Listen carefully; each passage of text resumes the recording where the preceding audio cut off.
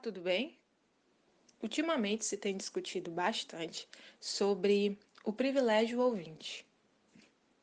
É uma temática muito interessante e me permitiu refletir sobre o privilégio ouvinte em diferentes contextos.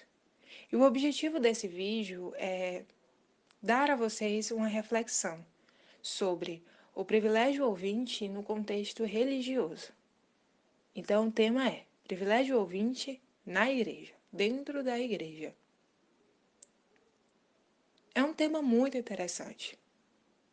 E para isso eu selecionei 10 situações que nos mostram como acontece o privilégio ouvinte. Existem mais situações, mas para esse vídeo selecionei apenas 10. E o objetivo é que a gente reflita nesse tema interessantíssimo. O objetivo aqui não é causar polêmicas ou problemas, mas que a gente interaja de forma saudável, pensando sempre na união. Então vamos lá? Informações. É um privilégio o ouvinte ter acesso às informações mais facilmente. Por exemplo, em uma bancada, na recepção, por exemplo, através de áudios, através do visual. O surdo ele consegue até acesso às informações visualmente, mas por muitas vezes há limitações, devido à falta de acessibilidade.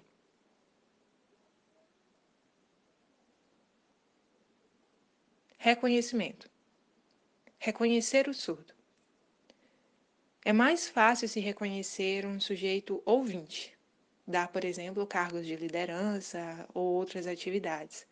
Mas, ao pensar no surdo, pensa-se logo na limitação. Será que ele é capaz? Será que ele tem consciência? É outro privilégio ouvinte. Agendamentos. Por exemplo, se eu preciso agendar um aconselhamento ou alguma reunião, o ouvinte ele consegue isso com mais facilidade, é um privilégio. Mas o surdo, devido à falta de comunicação, fica dependente do tradutor-intérprete. E por isso acontecem muitos adiamentos, muitos cancelamentos. Superioridade. É um privilégio o ouvinte conquistar mais facilmente cargos vistos como superiores, como por exemplo o cargo de liderança, como por exemplo o cargo de diácono, enfim, qualquer cargo, qualquer serviço. Mas, muitas vezes, o surdo ele é visto com aquele olhar de pena, de coitado. Nossa, será que ele é capaz de realizar esse serviço no reino? Será que um surdo ele pode ser pastor? Será que eu posso abençoá-lo nesse serviço? E, de fato, nós precisamos pensar na igualdade. Surdos e ouvintes podem ser escolhidos e chamados para exercer um determinado serviço no reino. Então, cuidado com esse olhar de pena. Em Romanos, capítulo 2, versículo 11, Deus diz que não devemos fazer acepção de pessoas. Então, surdos ouvintes precisam ser vistos igualmente. É importante que a gente tenha essa perspectiva para que a gente consiga ter uma união e um serviço melhor. Eventos. Eventos incluem cultos, retiros, shows, acampamentos, enfim. Por muitas vezes a comissão desses eventos não pensam se terá ou se podem ter surdos participantes. Então é um privilégio o ouvinte poder participar de muitos eventos porque são acessíveis.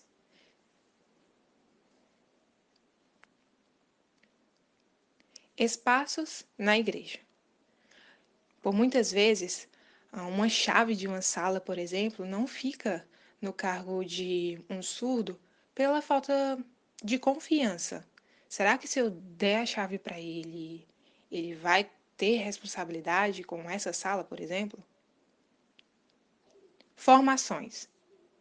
Os ouvintes eles podem ter mais facilmente formações, oficinas teológicas, cursos teológicos, devido à amplitude. Já o surdo fica dependente da acessibilidade. O oitavo privilégio é a comunhão.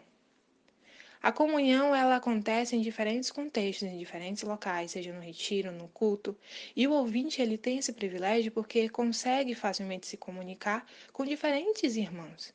Isso porque o outro irmão fala a sua mesma língua.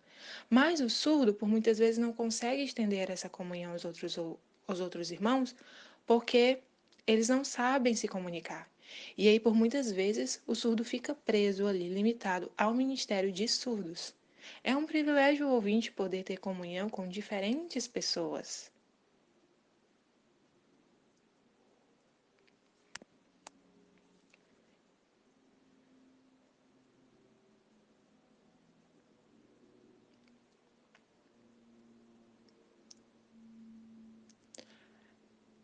Traduções da Bíblia.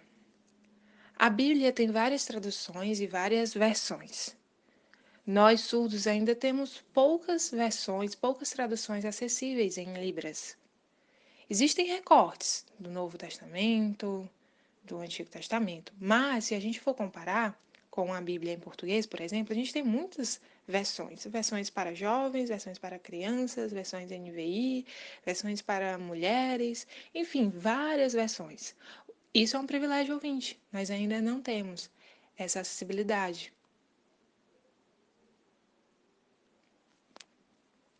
Ministérios. É um privilégio ouvinte poder participar de diferentes ministérios. De fato, na igreja a gente tem vários ministérios, um ministério de louvor, um ministério de teatro, enfim. E há um ministério de surdos. E por vezes o surdo quer participar de outro ministério, por exemplo, um ministério de teatro, e não pode porque o ministério não é acessível. Então o surdo ele fica meio que limitado ao ministério de surdos. Mas há ministério de senhoras, de homens, de crianças, enfim, vários ministérios que não são acessíveis muitas vezes aos irmãos surdos, devido à falta de comunicação. Então, esse é um exemplo de privilégio ouvinte.